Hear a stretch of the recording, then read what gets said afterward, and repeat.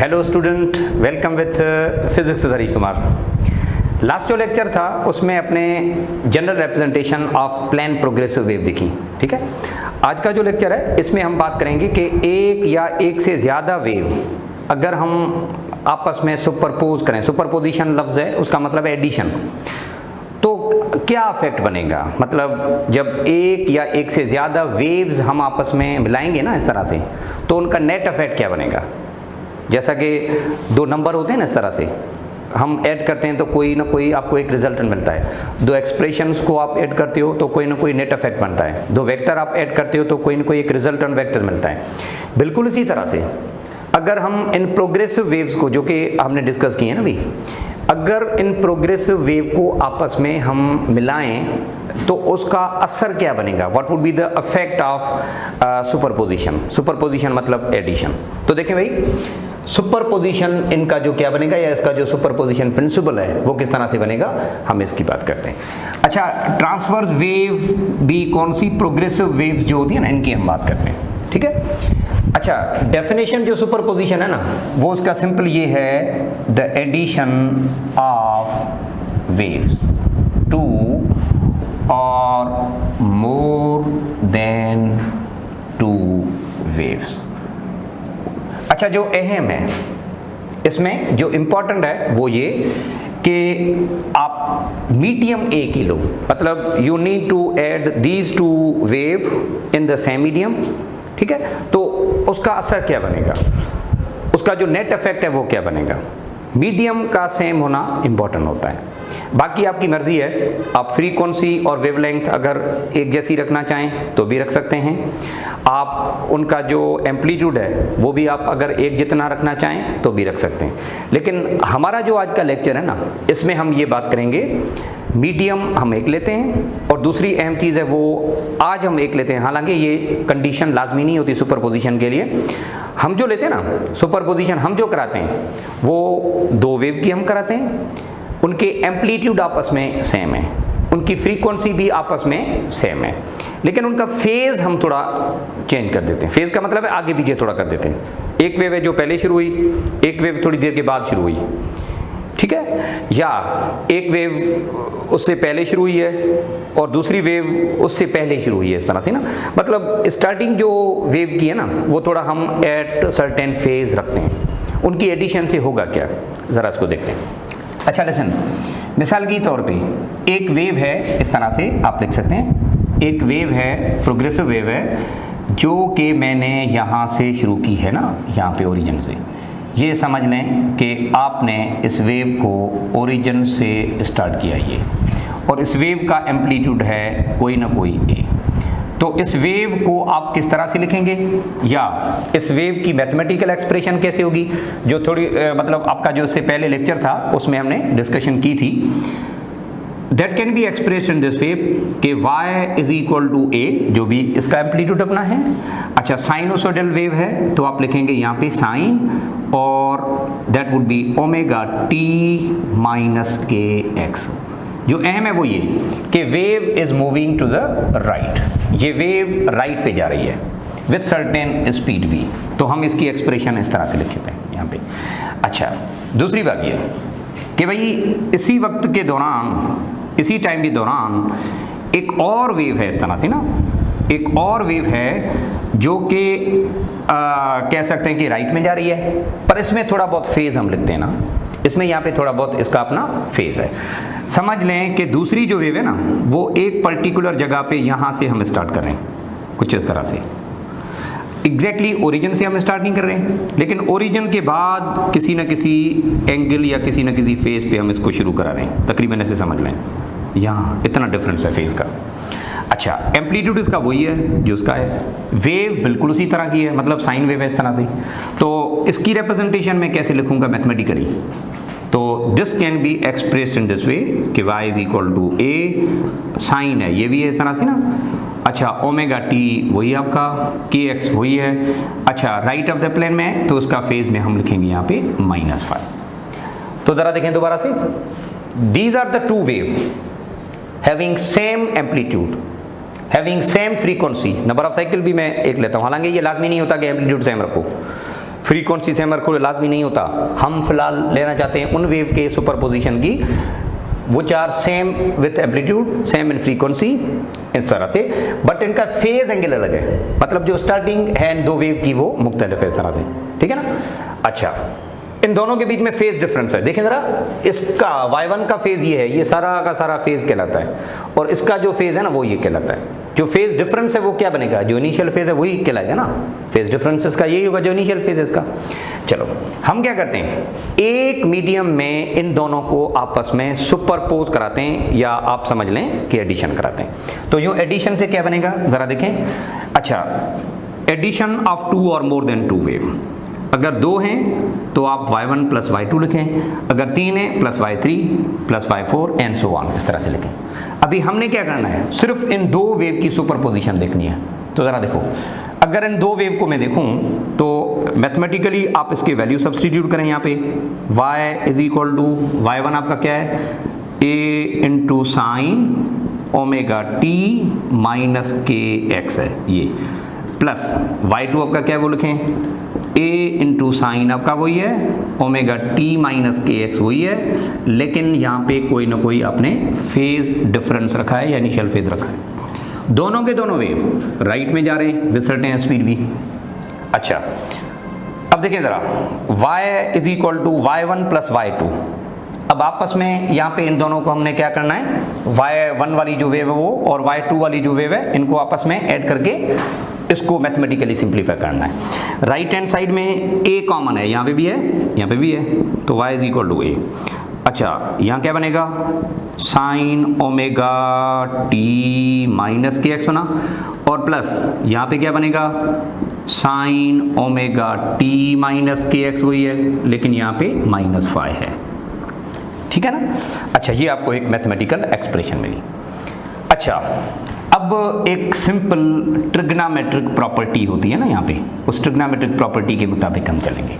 ज़रा यहाँ पे देखें, पहले उस ट्रिग्नोमेट्रिक प्रॉपर्टी को हम देखते हैं, उसके बाद मैं दोबारा यहाँ से वापस आता हूँ। देखें ज़रा, एक ट्रिग्नोमेट्रिक प्रॉपर्टी है कि sine alpha plus sine beta that would be equal to 2 into cos alpha minus beta over 2 into sine alpha plus beta upon 2। अच्छा, ये है एक मैथमेटिक में ट्रिग्नोमेट्री की property, sum of two angle इसकी। अच्छा, साइन के आगे जो भी है मतलब अल्फा और जो बीटा है वो इस तरह से रिलेटेड होगा, ठीक है। हमारे यहाँ अल्फा बीटा क्या पता है, देखो जरा, ये साइन के आगे जो कुछ भी है ये अल्फा है, और यहाँ पे इस साइन के आगे जो कुछ भी है ये समझ लें बीटा है। ओके, इसका मतलब ये बना कि अल्फ़ा आपका यहाँ पे क्या है, अगर इसको थोड़ा देखें, अल्फ़ा आपका है omega t minus k x. अच्छा, बीटा आपका क्या है, बीटा जो सेकेंड वेव है उसका जो फेज़ है वो है omega t minus k x वही है, और माइनस 5। जो अहम है वो ये कि हमें क्या चाहिए इस फार्मूला में, अल्फ़ा माइनस बीटा भी चाहिए होगा, हमें अल्फ़ा प्लस बीटा भी चाहिए होगा।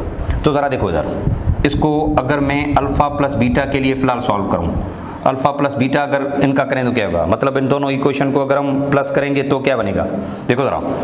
अच्छा, omega t plus omega t is equal to कितना बनेगा, 2 omega t. Okay, minus k x ये कितना बनेगा, माइनस 2 के एक्स ये बनेगा, और ये जो माइनस का 5 है वो आप इस तरह से एज इट इज ले लें। इसका मतलब यूँ बना कि अल्फ़ा प्लस बीटा की मैथमेटिकल एक्सप्रेशन इस तरह से ये बनेगी। अच्छा, इसको आप यूँ भी लिख सकते हैं कि अल्फ़ा प्लस बीटा आपका क्या मिलेगा, 2 ले लें common, omega t minus k x आपका वही है, और माइनस 5 अपॉन 2, आप 2 को कॉमन ले लें सारी एक्सप्रेशन में से, आप इस तरह लिख सकते हैं, यहाँ पे 2 है, इधर भी 2 है, यहाँ 2 नहीं है तो रेशनलाइज करके आप इसको 2 बार निकाल के कॉमन लिख सकते हैं इस तरह से ना।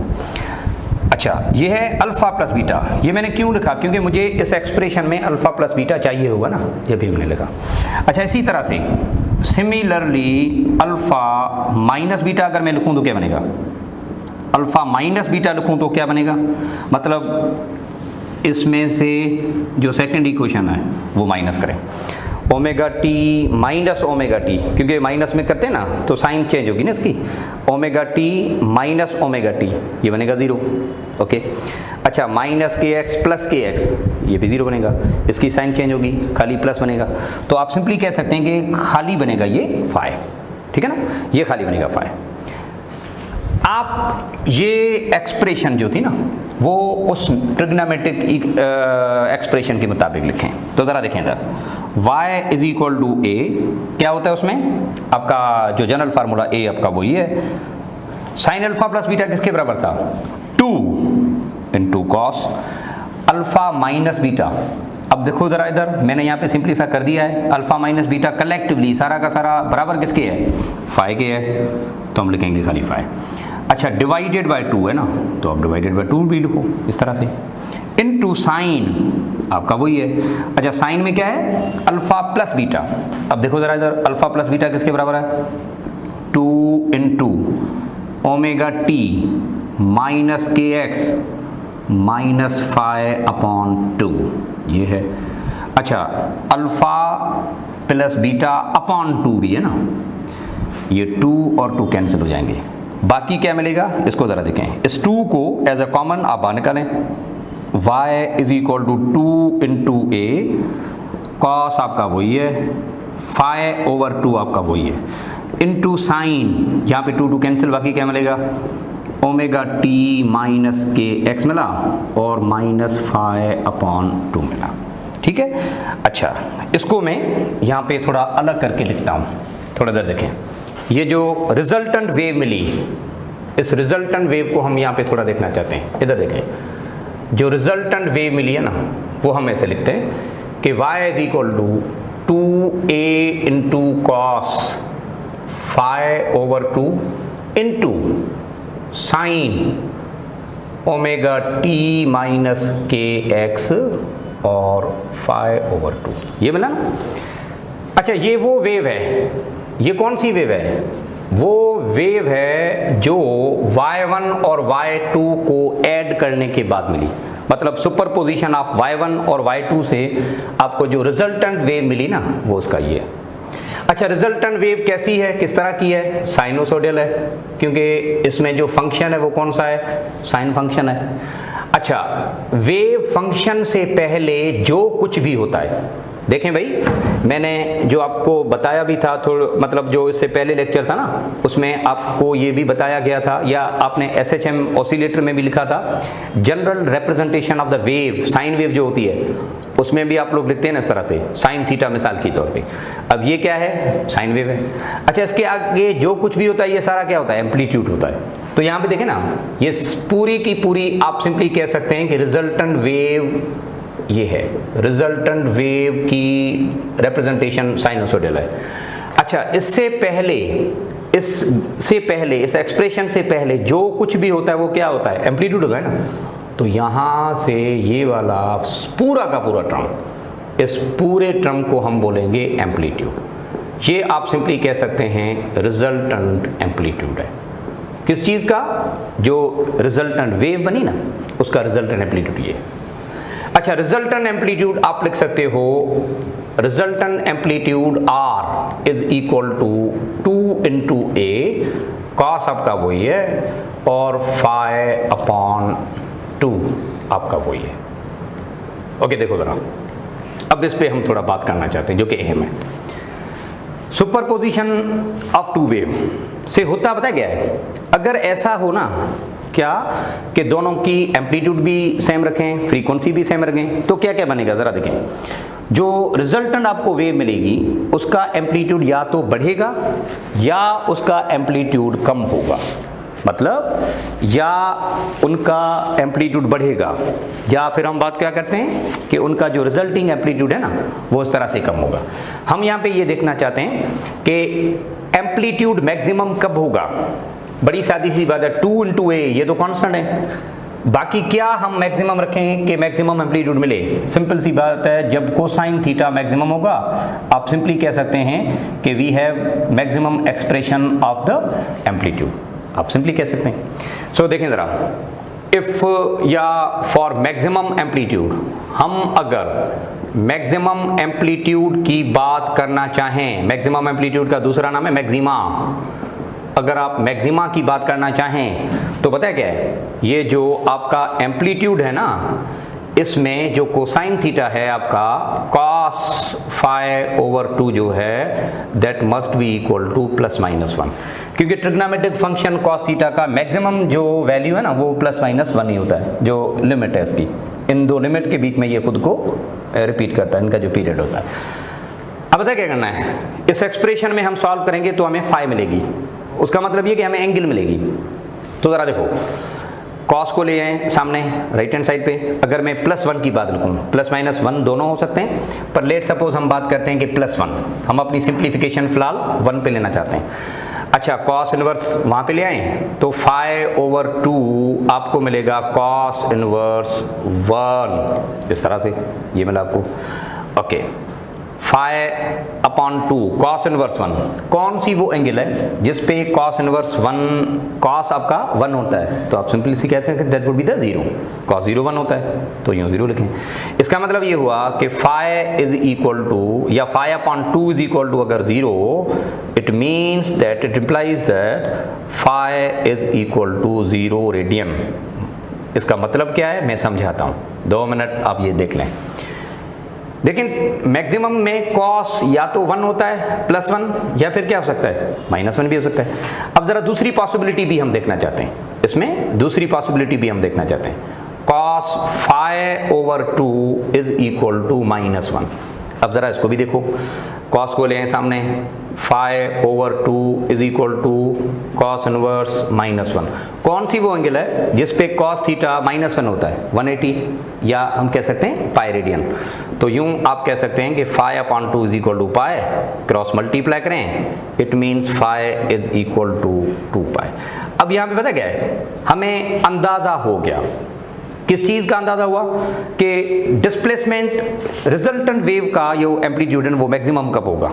तो हम बात ये कर सकते हैं कि अगर आपको मैक्सिमा चाहिए तो जो phi है, जो इनिशियल फेज है, इनिशियल फेज डिफरेंस जिसको हम कहते थे ना, वो कितना रखें, या तो 0 रखें, अच्छा, और या फिर कितना रखें 2 पाई रखें, अच्छा, या फिर कितना रखें आप 4 पाई रखें, या फिर आप 6 पाई रखें। इसका मतलब ये हुआ कि आप किसी भी इवन मल्टीपल ऑफ पाई जब भी रखोगे ना फेज एंगल, तो आपको लाजमी तौर पे मैक्सिमा मिलेंगी, लाजमी तौर पे आपको मैक्सिमा मिलेगी। अच्छा, इसको थोड़ा हम ग्राफिकली चेक करना चाहते हैं कि what do you mean by that maxima. ज़रा इसको देखें ना, इस तरफ मिसाल के तौर पे एक वेव है ये, अच्छा, दूसरी वेव ये है जो कि मैं एग्जैक्टली उसी वक्त के दौरान या उसी फेज पे शुरू कर रहा हूँ। दोनों को मैंने एक वक्त में स्टार्ट किया है ना, इसका मतलब मैंने दोनों का फेज डिफरेंस 0 रखा है। ये जो फेज डिफरेंस है ना, इनिशियल फेज, वो मैंने 0 ही रखा दोनों का। पता है फिर क्या होगा, इसका एम्पलीट्यूड 4 सेंटीमीटर 5 सेंटीमीटर जो भी है, इसका एम्पलीट्यूड 4 सेंटीमीटर 5 सेंटीमीटर जो भी है, ये आपस में प्लस होंगे, या यूं कहते हैं ट्रांसवर्स वेव के हिसाब से इस वेव का क्रेस्ट और इस वेव का क्रेस्ट आपस में ऐड होंगे, और जो नेगेटिव एम्पलीट्यूड -4, ये भी -4, तो ये भी आपस में ऐड होंगे। जो रिजल्टिंग वेव बनेगी ना, वो आप सिंपली कह सकते हैं आपको 4 + 4 8 -4 -8 रिजल्टिंग वेव आपको यूं मिलेगी। और यूं जब crest of one transfer wave falls on the trough crest of another, trough of one falls on the trough of another, तो हम बात सिंपली कह सकते हैं कि हमें यहाँ पे क्या मिला, मैक्सिमम मिला। क्योंकि देखिए ना, रिजल्टिंग एम्पलीट्यूड आपको बड़ा मिला पहले की कंपैरिजन में, 4 + 4 8 मिला ना। अच्छा, -4 -4 -8। जो अहम है वो ये कि फ्रीक्वेंसी पे फर्क नहीं पड़ा, जो वेव जितना बड़ी थी पहले वाली और अभी वाली, देखें जरा, रिजल्टेंट वेव वही मिली। There is no change to the frequency of resultant wave, only amplitude of the resultant wave changes. और such kind of superposition for maxima, इसका हम नाम रखते हैं कंस्ट्रक्शन, और यूं इसका नाम रखा गया कंस्ट्रक्टिव सुपरपोजिशन, या इसका दूसरा नाम हम देते हैं कंस्ट्रक्टिव इंटरफेरेंस। अच्छा, कंस्ट्रक्शन, बिल्डअप होना, एम्पलीट्यूड बढ़ाना, इंटरफेयर मतलब सुपरपोजिशन। कंस्ट्रक्टिव इंटरफेरेंस कब होती है? जब क्रेस्ट क्रेस्ट के ऊपर आए, ट्रफ ट्रफ के ऊपर। और ये कब मुमकिन है? जब दो वेव के बीच में आप एंगल का फर्क नहीं रखें, फेज डिफरेंस मस्ट बी 0। पहली बात ये। अब जरा हम इसको चेक करना चाहते हैं कि यहाँ पे क्या है। देखो जरा, एक है ये वेव ना, इस तरह से राइट में जा रही है इस तरह से। अच्छा, दूसरी वेव जो है ना, वो हम स्टार्ट तो करेंगे, ऐड तो करेंगे, लेकिन ये है उसमें कि हम 2 पाई का फेज देकर ऐड करते हैं। अच्छा, 2 पाई किसको कहते हैं? 1 कंप्लीट साइकिल। इसका मतलब ये हुआ कि दूसरी वाली जो वेव है ना, वो एक साइकिल के बाद आप ऐड करो। मतलब पहली वेव और दूसरी वेव के बीच में आप कोई ना कोई फेज रखो, फेज एंगल दें। भाई कितनी फेज एंगल मैंने यहाँ पे देनी है? फेज एंगल ऑफ 2 पाई, मतलब एक साइकिल का फर्क रखें। अब देखो जरा, इसको हम चेक करना चाहते हैं कि ये सुपरपोज किस तरह से करेंगे। तो जरा देखो, इसका क्रेस्ट और नीचे वाली का देखो, क्रेस्ट आपस में प्लस हुआ। अच्छा, trough is added with trough, add हुआ, क्रेस्ट विद क्रेस्ट आपस में ऐड हुआ। रिजल्टिंग जो वेव बनेगी ना, वो यूं बनेगी। जब एडिशन हुई है ना, रिजल्टेंट वेव आपको बड़ी मिली। इसका मतलब ये हुआ कंस्ट्रक्टिव इंटरफेरेंस हुई है। तो देखें भाई, कंस्ट्रक्टिव इंटरफेरेंस तब बनती है जब दो वेव के बीच में फेज डिफरेंस या तो नहीं हो, मतलब एक वक्त में शुरू हो जाए, अच्छा, या 2 पाई का हो, नहीं तो फिर 4 पाई का, मतलब इवन मल्टीपल ऑफ पाई जब भी होगा ना, तो लाजमी तौर पे ये दोनों आपस में कंस्ट्रक्टिवली ऐड करेंगे। कंस्ट्रक्शन से क्या होगा? रिजल्टेंट एम्पलीट्यूड बढ़ेगा। और this kind of superposition specially is called as constructive interference. ठीक है ना? तो कंस्ट्रक्टिव इंटरफेरेंस में हम क्या करते हैं कि एम्पलीट्यूड मैक्सिमम रखना चाहते हैं। और ये मैक्सिमम हम कब रख सकते हैं? जब कोस में जो एंगल है ना, फेज φ/2 की वैल्यू इस तरह से होती है। ये है एक छोटी सी कहानी मैक्सिमम एम्पलीट्यूड की। अब इसी रिजल्टेंट वेव का एम्पलीट्यूड मिनिमम कब होगा? अब हम थोड़ा इसको देखते हैं कि what would be the minimum. ठीक है, तो मिनिमम के लिए हम इसको देखते हैं। रिजल्टेंट जो वेव थी ना, ये जो थी, इधर देखें ये वाली, इसमें मिनिमम एम्पलीट्यूड कब बनेगा? इसके लिए ये है कि एम्पलीट्यूड, ये वाला जो आपने लिखा ना, इसको मैं यहाँ पे लिखना चाहता हूँ। ज़रा देखो, रिजल्टेंट एम्पलीट्यूड जो है 2 × a cos φ/2, ये है रिजल्टेंट। इसको मैंने क्या करना है? अब मैं ये लिखना चाहता हूँ कि फॉर मिनिमम एम्पलीट्यूड। अच्छा, इस मिनिमम एम्पलीट्यूड का दूसरा नाम है मिनिमा। अब ज़रा ये देखें, मिनिमा कैसे बनेगा? अच्छा, मिनिमा कब बनेगा? जब 2a तो कांस्टेंट है ना। मिनिमा तब बनेगा जब ये cos थीटा मिनिमम हो, क्योंकि ट्रिग्नोमेट्रिक फंक्शन cos थीटा की वैल्यू पे डिपेंड करता है ना। अच्छा, मिनिमा का मतलब ये हुआ कि इफ cos थीटा, ये जो कोसाइन की वैल्यू है ना, ये मिनिमम। भला कोसाइन की वैल्यू कम से कम कितनी होती है? 0 होती है। तो whenever cos theta is equal to 0, the amplitude would be 0। चलो अब हम ये देखते हैं कि ये कब मुमकिन होगा। बड़ी सिंपल सी बात है, यहाँ से आप एंगल निकालें, आपको पता चल जाएगा। अच्छा, cos को लें सामने, तो φ/2 is equal to cos inverse 0। cos inverse 0 क्या बनता है? 1 बनता है ना। तो आप सिंपली, अच्छा 90, सॉरी, cos इनवर्स 0 आपका क्या बनता है? 90। cos 90 0 होता है ना। अच्छा, तो सिंपली आप कह सकते हैं 90 डिग्री। अच्छा, रेडियन के हिसाब से लिखें, it would be, what you say, that would be π/2। ये 2 आपका कैंसिल होगा। φ is equal to pi radian. इसका मतलब ये हुआ कि एंगल या फेज जब पाई रेडियन का होगा ना, तो सिंपली आप कह सकते हैं कि cos थीटा भी आपका इस तरह से होगा। अच्छा, पहली पॉसिबिलिटी ये कि cos इनवर्स 0 कब होता है? तो मैंने कहा कि cos इनवर्स 0 कब होता है? 90 डिग्री पे। अच्छा, दूसरी बात ये कि cos इनवर्स 0 आपका 270 पे भी होता है ना। cos थीटा की वैल्यू एक तो 90 पे 0 होती है, दूसरा कब 0 होती है? 270 पे भी होती है, तो आप वो भी लिखेंगे 270 वाला। 3 π/2 जो ना, वो भी लिखेंगे। cos इनवर्स 0 की पॉसिबिलिटी एक ये है कि या तो ये बनेगा या फिर ये बनेगा 3π/2। ठीक है ना। अच्छा, अब अगर इस तरह से मैं लिखूं तो that can be either 3 pi radian. अब देखें यार, यहां पे सारी कहानी क्लियर हो गई। जब भी दो वेव के बीच में फेज डिफरेंस पाई का होगा या 3 पाई का होगा, तो फिर ये मिनिमम एम्पलीट्यूड बनाएंगे। अब हम आते हैं इनके ग्राफ पे कि इसका मतलब क्या, लेकिन इससे पहले एक जनरल फार्मूला, उसके बाद हम इसके ग्राफ की बात करते हैं। इसका मतलब ये हुआ कि मिनिमम एम्पलीट्यूड के लिए जो फेज एंगल है या जो फेज डिफरेंस है वो कितना होना चाहिए, पाई का होना चाहिए, या फिर कितना होना चाहिए, 3 पाई का होना चाहिए। अब देखें आपको सीरीज एक मिल गई, सीक्वेंस मिल गई इस तरह में, पाई, 3 पाई, 5 पाई, 7 पाई एंड सो ऑन। इसका मतलब ये हुआ एन ऑड मल्टीपल ऑफ पाई जब भी होगा तो यू जनरली कैन से कि वी हैव डिस्ट्रक्शन। आप सिंपली कह सकते हैं डिस्ट्रॉय हो जाएंगी वेव, खत्म हो जाएंगी, एम्पलीट्यूड उन दोनों का, आप जो रिजल्टेंट एम्पलीट्यूड है वो आप सिंपली कह सकते हैं कि जीरो हो जाएगा। कैसे जीरो होगा, इसका मतलब है क्या? अब जरा हम इनके ग्राफ को देखते हैं। देखो भाई, दो वेव है ना, मिसाल के तौर पे एक वेव ये, अच्छा जो दूसरी वेव है वो भी हम बात करते हैं, पर जो अहम है वो ये कि अब दूसरी वेव आप स्टार्ट तो करो लेकिन at the difference of pi start करो। पाई का मतलब हाफ साइकिल के बाद स्टार्ट करो। अगर ये y1 थी तो मैंने y2 जो है ना वो हाफ साइकिल के बाद, देखें यहाँ तक हाफ है ना, हाफ साइकिल के बाद मैंने लिखनी है। अगर ऐसा लिखें पता क्या होगा, देखो जरा इधर ऊपर वाली जो y1 वेव है उसका एम्पलीट्यूड है, डिस्प्लेसमेंट है वो नेगेटिव में, यहाँ पे प्लस में है। अगर ये -4 है तो ये +4 है, -4 + 4 आपस में कैंसिल होंगे। अच्छा फिर ऊपर वाली वेव का अगर 4 है तो नीचे वाली का -4 है, तो फिर यहाँ पे भी कैंसिलेशन होगी।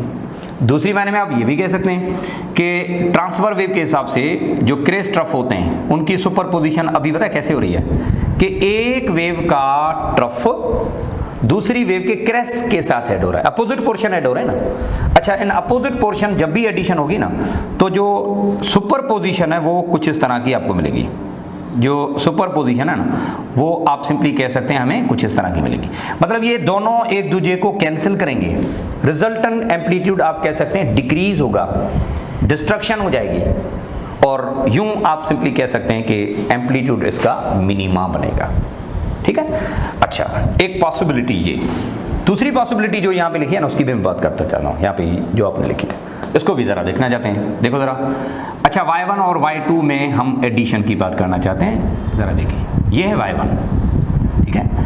अच्छा y2 अब आपने ऐड जो करनी है ना वो एग्जैक्टली उसी फेज पे नहीं करनी, आपने थोड़ा फेज यहाँ पे लगाना है। कितना है 3 पाई, 3 पाई का मतलब है 1.5 वेव आफ्टर 1.5। अच्छा ये है कंप्लीट वेव, ये हाफ, मतलब यहां से मैंने दूसरी वेव स्टार्ट करनी है ऐसे।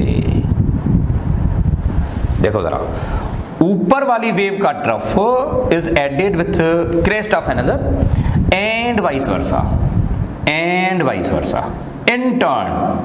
in turn you can say their resultant amplitude becomes 0, cancellation होगी। और यूं कैंसिलेशन से हम सिंपली कह सकते हैं कि वेव खत्म हो जाएंगी, वेव तबाह हो जाएंगी, वेव डिस्ट्रॉय हो जाएंगी, डिस्ट्रक्शन हो जाएगी वेव की। Such kind of superposition is called as destructive interference. तो मिनिमा में सुपरपोजिशन जो होती है आप सिंपली कह सकते हैं कि वो कौन सी होती है, डिस्ट्रक्टिव होती है, डिस्ट्रक्टिव होती है। अच्छा तो डिस्ट्रक्टिव इंटरफेरेंस या डिस्ट्रक्टिव सुपरपोजिशन, और दूसरी होती है कंस्ट्रक्टिव सुपरपोजिशन। इस तरह से ये तब की बात है जब दो वेव के बीच में फ्रीक्वेंसी सेम रखी जाए, कंस्ट्रक्टिव डिस्ट्रक्टिव दोनों में ना, या कंस्ट्रक्टिव बने या डिस्ट्रक्टिव बने। तो लाजमी शर्त क्या है, व्हाट आर द कंडीशन, कि हमारा जो टॉपिक था ना उसमें हमने पता क्या किया, फ्रीक्वेंसी एक जितनी रखी, दो वेव है ना लेंथ के हिसाब से एक जितनी थी, वेव लेंथ सेम थी, फ्रीक्वेंसी भी सेम थी, एम्पलीट्यूड भी सेम था, जो फर्क रखा हमने वो फेज का रखा, मीडियम भी सेम रखा। तो यूं आप ऑब्जर्व कर सकते हो, ठीक है। अच्छा अगर हम फ्रीक्वेंसी एक जैसी ना रखें तो क्या होगा, जो कमिंग लेक्चर होगा ना उसमें हम ये भी बातें करेंगे। पर सबसे पहले सुपरपोजिशन का प्रिंसिपल क्या कहता है आपको, यही कि रिजल्टिंग एम्पलीट्यूड बढ़ेगा कब, when phase difference is either 0, कोई भी नहीं बने, या फिर इवन मल्टीपल ऑफ y बने। अच्छा, डिस्ट्रक्शन कब होगी, खत्म कब होगी वेव, जब फेज एंगल आपकी या फेज डिफरेंस जो बनता है ना इन दोनों का, वो या तो हाफ साइकिल बने मतलब पाए, या फिर एन ऑड मल्टीपल ऑफ पाए बने। जब ऐसा होता है ना तो यूं आप कह सकते हैं कि डिस्ट्रक्शन होगी। तो यूं प्रिंसिपल ऑफ सुपरपोजिशन आपको या तो कंस्ट्रक्टिव इंटरफेरेंस के हिसाब से बताता है या फिर डिस्ट्रक्टिव के हिसाब से, ठीक है ना। तो वेव आप प्लस कर सकते हो, यू कैन एड 2 और more then 2 wave in turn, जो रिजल्टिंग एम्पलीट्यूड इस तरह से वो चेंज होगा, ठीक है ना। अच्छा, इन दोनों की हम नेक्स्ट जो लेक्चर्स हैं इसमें बातें भी करेंगे। इसकी बेहतरीन मिसाल आप सिंपली कह सकते हैं, इसका बेस्ट एग्जांपल स्टैंडिंग वेव है, जिसमें स्टैंडिंग वेव जो गिटार की उस स्ट्रिंग में पैदा होती हैं, slowly gradually they becomes resultant amplitude becomes 0, medium भी एक है, फ्रीक्वेंसी सेम है। तो डिस्ट्रक्टिव इंटरफेरेंस की बेहतरीन एग्जांपल इस तरह से आप ये भी लिख सकते हैं। यूं कंस्ट्रक्टिव भी है, जैसे ब्राइट फ्रिंजेस या मैक्सिमा जो बनते हैं इस तरह से ना बातें, या इसकी प्रैक्टिकल एग्जांपल आपके बहुत सारे, हम इनकी भी बातें करेंगे, ठीक है ना। तो that is the simple concept of transfer wave और उनकी superposition. Thank you very much. Subscribe the channel ताकि आपको मजीद इस तरह के वीडियो मिले। Thank you.